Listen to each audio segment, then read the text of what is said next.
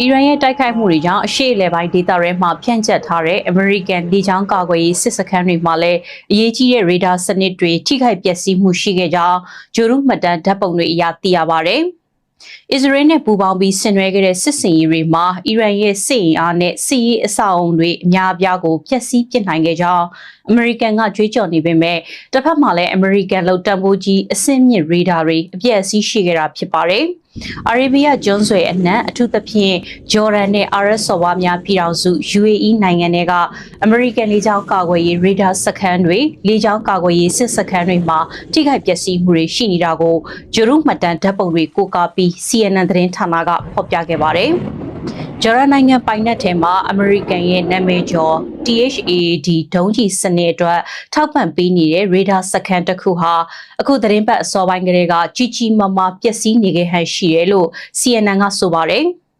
။အလားတူရေဒါစနစ်တွေဖြန့်ကျက်ထားရာ UAE ပိုင်နက်ထဲကနောက်ထပ်နေရာ2ခုလောက်မှာလည်းဂျိုရုဓာတ်ပုံတွေအရမီးကျွမ်းထားတဲ့ပျက်စီးမှုအခြေအနေတွေကိုမြင်တွေ့ခဲ့ရတာပါ။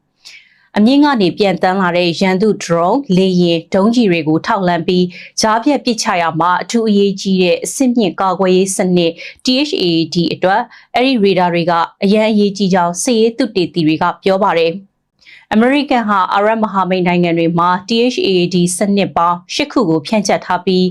UAE က2ခုနဲ့ Saudi Arabia က1ခုပိုင်ဆိုင်ထားပါတယ်။